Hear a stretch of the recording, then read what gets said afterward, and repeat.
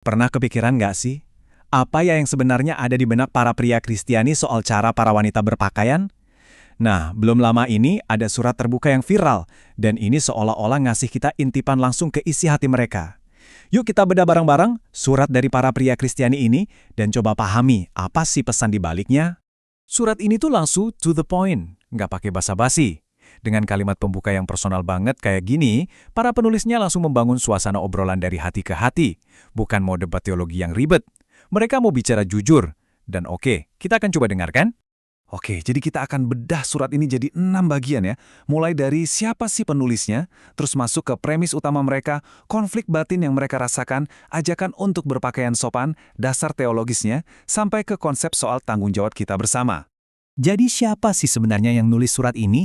Yuk kita kenalan dulu sama para pria Kristiani ini dan apa yang bikin mereka akhirnya ngerasa perlu buat ngomong. Jadi gini, para penulis ini memperkenalkan diri mereka sebagai pria Kristiani yang benar-benar komit. Motivasi utama mereka itu sifatnya spiritual. Mereka percaya kalau tubuh mereka itu bait Roh Kudus, semacam tempat suci yang harus dijaga. Nah, keyakinan inilah yang mendorong mereka buat memperjuangkan hidup yang kudus. Sekarang kita masuk ke jantung argumen mereka, sebuah dasar pemikiran yang jadi fondasi buat semua poin-poin yang mereka sampaikan setelah ini. Coba kita lihat lebih dalam. Nah, ini dia premis utamanya. Mereka mengklaim ada perbedaan biologis yang mendasar. Katanya, pria itu terangsang secara visual lewat apa yang mereka lihat, sementara wanita lebih melalui sentuhan. Perbedaan inilah yang jadi kunci buat memahami keseluruhan argumen mereka. Tentu ya, ini kan sebuah generalisasi besar yang bisa banget diperdebatkan, tapi penting buat kita ngertiin ini sebagai landasan pemikiran mereka. Berangkat dari premis tadi, kita masuk ke bagian yang paling emosional dari surat ini.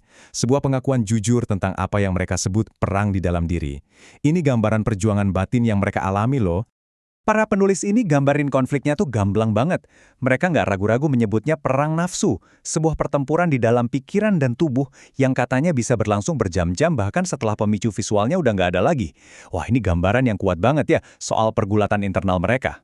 Dan mereka ini nggak ngomong secara umum aja. Surat ini detail banget, sampai nyebutin jenis-jenis pakaian yang jadi pemicu. Contohnya, atasan yang sedikit nunjukin kulit di pinggang, leher yang potongannya rendah, punggung yang kebuka, bahkan sampai tali pakaian dalam yang kelihatan sekilas. Bener-bener spesifik. Oke, setelah masalahnya dijabarin panjang lebar, terus solusinya apa dong? Nah, disinilah surat ini berubah dari sekedar curahan hati, jadi sebuah ajakan untuk bertindak. Inti dari ajakan mereka tuh bisa dirangkum dalam satu kalimat yang provokatif banget nih. Sebuah metafora yang kuat yang intinya meminta para wanita buat gak mengiklankan sesuatu yang tidak untuk dijual. Ini cara yang sangat belak-belakan buat nyampein pesan mereka. Intinya sih mereka itu kepengin banget ada semacam ruang aman secara rohani. Sebuah tempat, mungkin kayak gereja atau acara rohani, di mana mereka bisa istirahat dari perang batin mereka. Tempat di mana mereka bisa ngerasain damai, tanpa harus terus-terusan berjuang melawan godaan. Terus mereka mengajukan pertanyaannya personal banget ke para pembaca wanita. Mereka ngomongin soal suara kecil dari Roh Kudus, semacam bisikan hati nurani yang ngasih tahu kalau sebuah pakaian itu mungkin terlalu terbuka. Pertanyaannya sederhana tapi dalam. Maukah Anda mendengarkan suara itu? Tapi argumen mereka nggak berhenti di pengalaman pribadi aja. Mereka juga cari pembenaran dari kitab suci. Yuk kita lihat gimana mereka pakai dasar teologi buat memperkuat ajakan mereka. Mereka kayaknya udah ngantisipasi nih, bakal ada yang pakai ayat ini buat bilang kalau penampilan luar itu nggak penting. Mereka bilang ayat ini sering disalahartikan buat membenarkan gaya berpakaian apapun asal niat di hati baik. Nah, mereka justru menawarkan penafsiran yang beda. Buat mereka, hati dan penampilan itu nggak bisa dipisahin. Malah sebaliknya, penampilan luar itu cerminan langsung dari kondisi hati. Jadi menurut mereka, hati yang murni, ya otomatis secara alami bakal milih pakaian yang sopan juga. Dan akhirnya, di bagian penutup, pembahasannya jadi lebih luas.